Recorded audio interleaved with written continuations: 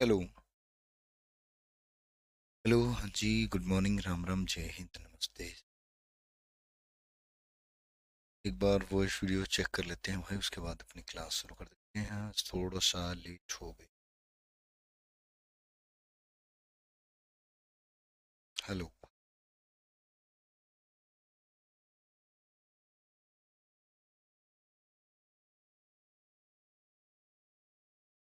ऐसे कोई लाइव है तो वो भी बता दें भाई। सब कुछ ओके? हाँ जी, ओके है भाई। वॉइस और वीडियो दोनों चीज़ें ओके हैं। चलिए भाई, करते हैं शुरू आज की कहानी। राम राम सभी को। तो आज हम पढ़ने वाले हैं कंप्यूटर का मशीन साइकिल। ठीक है ना। हमने टाइप्स ऑफ कंप्यूटर पढ़ लिया। हमने जनरेशन, हार्डवेयर, हिस्ट्री और टाइप्स ऑफ कंप्यूटर, ये चीज़ें हम ऑलरेडी आज तक पढ़ चुके हैं। आज जो हम पढ़ने वाले हैं वो क्या है मेरे भाई? मशीन साइकिल है मेरे भाई। क्या है? मशीन साइकिल है भाई। ठीक है ना। तो देखिए भाई, मशीन साइकिल आज छोटा ही टॉपिक है, इसलिए थोड़ा सा देरी भी होगी क्लास शुरू होने में। मशीन साइकिल भाई, क्या टॉपिक है? Machine cycle. मशीन चक्र जिसको हम कहेंगे हिंदी में, क्या कहेंगे? मशीन चक्र भाई। इसको हम हिंदी में कहेंगे मशीन चक्र भाई। इंग्लिश में कहेंगे मशीन साइकिल भाई। इंग्लिश में कहेंगे मशीन साइकिल भाई। क्या है ये मशीन साइकिल आपका? पहले तो ये देखेंगे। मशीन साइकिल जो है ये क्या है आपका? Sequence of step. क्या है? सीक्वेंस ऑफ स्टेप्स है भाई। कंप्यूटर के द्वारा, कंप्यूटर के द्वारा, कंप्यूटर के द्वारा किसी काम को करने के लिए, किसी काम को, किसी काम को करने के लिए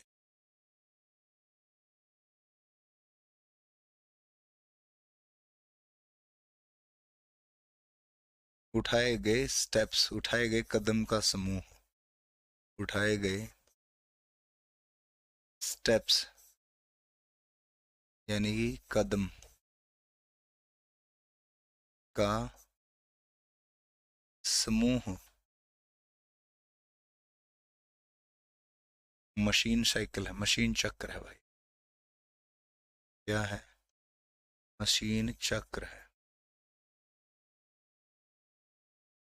कंप्यूटर के द्वारा किसी काम को परफॉर्म करने के लिए, किसी भी काम को करने के लिए जो कंप्यूटर स्टेप उठाता है उसे हम क्या कह रहे हैं? मशीन चक्र कह रहे हैं, मशीन साइकिल कह रहे हैं। ठीक है ना। अब मशीन साइकिल में कौन से स्टेप होते हैं? मशीन साइकिल, मशीन चक्र में स्टेप्स, मशीन चक्कर के स्टेप है। मशीन चक्कर के स्टेप्स, कौन से स्टेप्स मशीन चक्कर के अंदर होते? तो कौन से होते हैं भाई? पहला, चलो यहाँ लिख देता हूँ मैं, स्टेप्स भाई। स्टेप वन, पहला होता है फैच। पहला क्या होता है मेरे भाई? फैच होता है। क्या होता है? फैच। फैच का मतलब है निकालना, निकालना या लेकर आना, या कह लीजिए लाना, कह लीजिए लाना, निकालना या लाना। ठीक है ना। फैच पहला स्टेप क्या है? फैच है भाई। ठीक है, देखिए फैच क्या होता है भाई इस स्टेप के अंदर। पहले एक बार हम इनको लिखेंगे, फिर एक बार समझेंगे इसको। ठीक है ना। पहले एक बार लिख लेते हैं, फिर समझ लेते हैं। फैच क्या होता है? डेटा या इंस्ट्रक्शन का, डेटा या इंस्ट्रक्शन का डेटा या इंस्ट्रक्शंस का मेमोरी से सीपीयू तक पहुंचना, मेमोरी से सीपीयू तक पहुंचना फैच कहलाता है भाई। मेमोरी से कहाँ तक पहुंचना? सीपीयू तक पहुंचना फैच कहलाता है। क्या कहलाता है? फैच कहलाता। मेमोरी से सीपीयू तक पहुंचना क्या कहलाता है? फैच। डेटा व इंस्ट्रक्शन का मेमोरी से सीपीयू तक पहुंचना क्या हो गया? फैच हो गया। Number 2, step number 2, step number 2, इसमें क्या होगा मेरे भाई? स्टेप 2 में, स्टेप 2 है आपका डिकोड। स्टेप 2 क्या है आपका? डिकोड, यानी कि खोलना। डिकोड क्या है? खोलना, या कह लीजिए समझाना। खोलना कह लीजिए या कह लीजिए समझाना। डिकोड, डिकोड क्या होता है भाई? डिकोड होता है डेटा व इंस्ट्रक्शन को, डेटा व इंस्ट्रक्शन को, इंस्ट्रक्शंस को सीपीयू के समझने लायक बनाना। सीपीयू के समझने लायक बनाना। सीपीयू के समझने लायक बनाना क्या होता है? डिकोड होता है। सीपीयू के समझने लायक बना दिया तो क्या हो गया? डिकोड हो गया। क्या हो गया? डिकोड हो गया। क्लियर? इसके बाद है step number 3, execute. Step number 3 क्या है? एग्जीक्यूट। एग्जीक्यूट भाई, एग्जीक्यूट क्या होता है? चलाना। एग्जीक्यूट होता है चलाना, काम करना। काम करना होता है एग्जीक्यूट भाई। तो क्या होगा? डेटा व इंस्ट्रक्शन पर काम करना एग्जीक्यूट होता है भाई। डेटा व इंस्ट्रक्शन पर, डेटा व इंस्ट्रक्शन पर काम करना, डेटा व इंस्ट्रक्शंस पर काम करना क्या होता है? एग्जीक्यूट करना होता है। काम करना, काम करने को क्या कहते हैं? एग्जीक्यूशन करना कहते हैं भाई। 3 स्टेप, स्टेप नंबर 1, 2, 3 और एक स्टेप और है इसके अंदर, जो चौथा स्टेप भी हम चलेंगे भाई। ठीक है, एक बार यहाँ तक देखो, फिर इसको समझते भी। तो स्टेप मशीन साइकिल के कुछ स्टेप हैं, जिसमें पहला है फैच, दूसरा है डिकोड, तीसरा है एग्जीक्यूट, और चौथा क्या रहेगा मेरे भाई? था जो ले लेते हैं फोर्थ।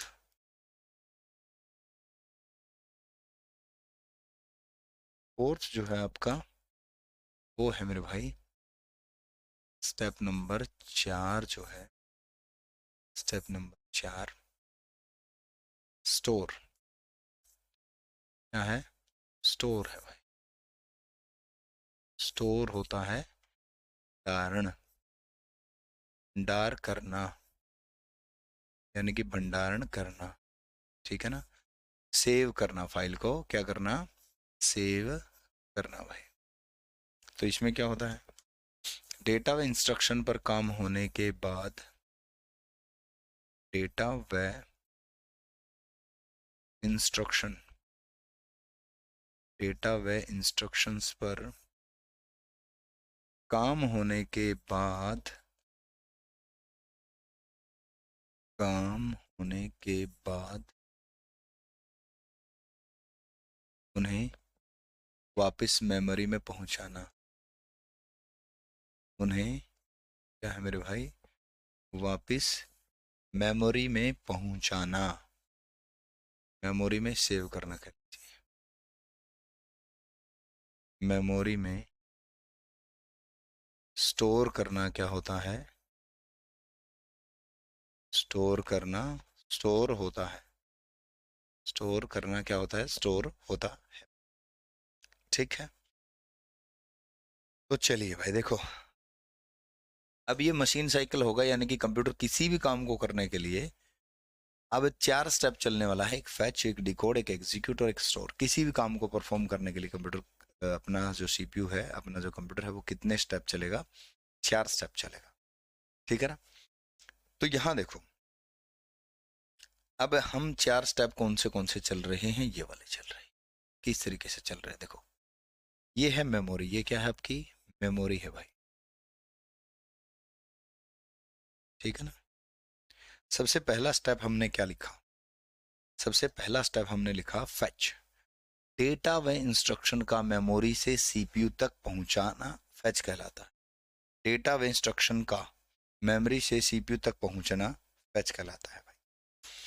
तो डेटा या इंस्ट्रक्शन यहां से क्या होंगी, फैच होंगी भाई, यहां से क्या होंगी, फैच होंगी, सीपीयू तक पहुंचेंगी। ये क्या है आपका सीपीयू है भाई, ये क्या है आपका सीपीयू है, ये सीपीयू चिप है, चिप की बात हो रही है, ये सीपीयू चिप, ये क्या है आपका पूरा सीपीयू है भाई।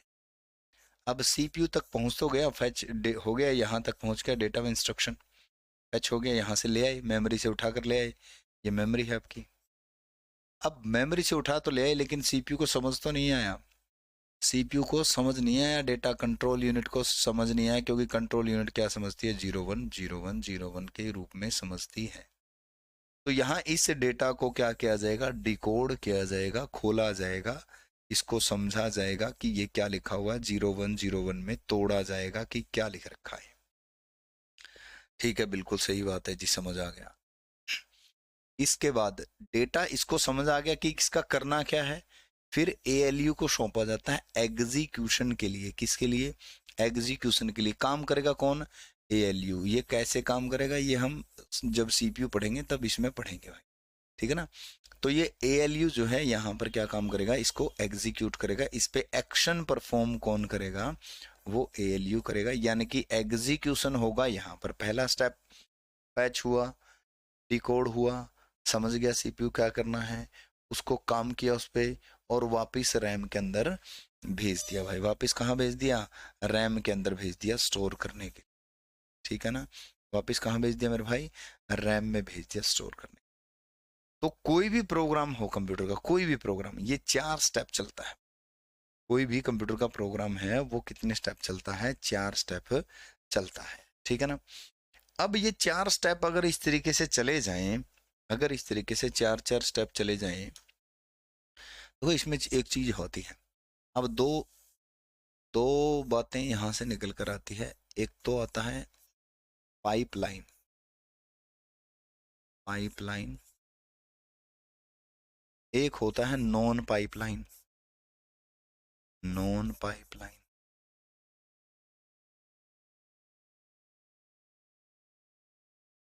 नॉन पाइपलाइन, नॉन पाइपलाइन में क्या काम होता है, पहले एक काम पूरा होता है, पहले क्या होता है, एक काम पूरा होगा, पहले एक काम क्या होगा, पूरा होगा। जैसे कार बनाने वाले हैं, कार बनाने वाले, कार बनानी है कोई भी, ठीक है, ये कार है अपनी। इस कार को बनाने के लिए हम क्या करते हैं, हमारे पास हैं 10 मजदूर। कितने मजदूर हैं, 10 मजदूर हैं भाई। हमने कहा 10 मजदूर को कि आप पहले तो इसका इंजन बनाइए, 10 के 10 इंजन बनाने लग गए। फिर हमने कहा इसके टायर बनाइए, फिर हमने कहा इसकी बॉडी बनाइए। तो 10 के 10 जो हैं इस कार को बनाने में लगे हुए हैं, और काम को जल्दी जल्दी करते हैं और निपटा देते हैं। तो ये नॉन पाइपलाइनिंग में काम हो रहा है। क्या हो रहा है, नॉन पाइपलाइनिंग में काम हो रहा है। हम इसको एक काम कर सकते हैं, हम इसमें कि दो दो मजदूर बांटते हैं, 2+2+2+2+2 मजदूर बांटते हैं इस तरीके से। वो दो जो है इंजन बनाने में परफेक्ट, दो जो है टायर बनाने में परफेक्ट, दो जो है वो बॉडी बनाने में परफेक्ट, दो कलर करने में परफेक्ट, दो लाइटिंग में परफेक्ट। ठीक है, हम ऐसा करते हैं, इसको पाइपलाइनिंग में ले लेते हैं। फिर भाई दो व्यक्ति जो है इंजन बनाएंगे, तब तक दो व्यक्ति जो है बॉडी बना रहे होंगे, मतलब उसी समय सेम समय में ये दोनों चीजें तैयार हो जाएंगी, तो उसको बोलते हैं पाइपलाइन। उसको क्या बोलते हैं? पाइपलाइन बोलते हैं। हालांकि ये सिलेबस में नहीं है और ये इसका क्वेश्चन नहीं पूछा था, लेकिन ये जस्ट वैसे समझ के लिए है कि ये एक ही काम को परफॉर्म करेगा फिर इसी हिसाब से, तो एक ही काम पे लगा हुआ नहीं। नहीं, जब तक ये डिकोड करेगा किसी काम को, एक चीज और फैच होके इसके पास आ जाएगी। ये डिकोड होके जब तक आगे जाएगा तब तक इसको डिकोड कर देगा। ये काम करेगा तब तक यहाँ स्टोर करेगा, तब तक कोई ना कोई और एग्जीक्यूशन हो जाएगा। तो यहाँ चित्र में आप इसको देख भी सकते हो इस तरीके से। ये तो है नॉन पाइपलाइन, नॉन पाइपलाइन है भाई, ये लिख रखा नॉन पाइपलाइन। और ये पाइपलाइन, ये तो कह रहा है कि 1 सेकंड या 1 सेकंड कह लीजिए, क्लॉक कह लीजिए। क्लॉक क्या होता है, ये भी सीपीयू का जो टॉपिक पढ़ेंगे उसके अंदर हम पढ़ने वाले हैं, क्लॉक होता क्या है। ठीक है ना? तो ये 8 क्लॉक में 2 काम करता है, ये 5 क्लॉक में 2 काम कर देता है। ये पाइपलाइन है और ये क्या है? नॉन पाइपलाइन काम है। नॉन पाइपलाइन में क्या था? पहला काम हो रहा है, फैच हो रहा है, फिर डिकोड हो रहा है, फिर एग्जीक्यूट हो रहा है, फिर स्टोर हो रहा है, उसके बाद दूसरा काम शुरू हो गया। पहले फैच होगा, फिर डिकोड होगा, फिर एग्जीक्यूट होगा, फिर स्टोर होगा। 2 काम फिनिश हो गए, 8 क्लॉक लगी उसके लिए, 8 सेकंड कह सकते हो आप इसको। यहाँ 2 काम शुरू होने, पहला काम शुरू हो गया, फैच हो गया। अब ये जब पहला फैच हो गया, तो पहला जब फैच होके डिकोड की तरफ चल पड़ा, पहला फैच होके दूसरा किसकी तरफ चल पड़ा? डिकोड की तरफ। तो इतने में दूसरा फैच हो गया, ये फैच का निशान है। दूसरा क्या हो गया? फैच हो गया। ये तो डिकोड होने लग रहा है, फैच वाली तो जगह खाली थी, तो ये फैच हो गया। अब ये डिकोड होके ये क्या हो गया? एग्जीक्यूट होने लग रहा है। और ये क्या हो गया? ये डिकोड होने लग रहा है। और ये एग्जीक्यूट होके, फैच होके, डिकोड होके एग्जीक्यूट होने लग रहा है। ये क्या हो रहा है? यहाँ पर आगे से आगे चलता रहेगा भाई। यानी कि ये यहाँ पर दूसरे वाला जो है फैच हुआ, फिर ये डिकोड हुआ, डिकोड होने के बाद एग्जीक्यूट हुआ, एग्जीक्यूट के बाद स्टोर हुआ। ये यहाँ पर पहले फैच हुआ, फिर डिकोड हुआ, फिर एग्जीक्यूट हुआ और फिर स्टोर हुआ। ठीक है ना? पहले पहला काम फिनिश, फिर दूसरा काम फिनिश हुआ। पहले पहला फैच हुआ, जब पहला डिकोड हो रहा है तो दूसरा फैच हो गया। जब पहला एग्जीक्यूट हो रहा है, दूसरा डिकोड हो रहा है। तीसरा, पहले वाला जो है स्टोर हो रहा है, ये एग्जीक्यूट हो रहा है। पहले वाला निकल गया, ये स्टोर हो रहा है। ठीक है ना? इस तरीके से चलेगा। और ये 5 सेकंड में कह लीजिए, 5 क्लॉक पल्सेस में जो है निपट गया काम। इस तरीके से काम जो है एक ही बार में बहुत सारे काम जो है कंप्यूटर निपटाता रहता है। अब हमने ये क्यों पढ़ा है? इससे हम क्या जानना चाहते हैं? इससे हम ये जानना चाहते हैं अभी जो हम पढ़ने वाले हैं वो क्या चीज पढ़ने वाली। देखो, यहाँ थी मेमोरी, यहाँ था ये सीपीयू, मेमोरी थी और सीपीयू था। ये अपना सीपीयू है, सीपीयू भाई साहब है जो काम करता है।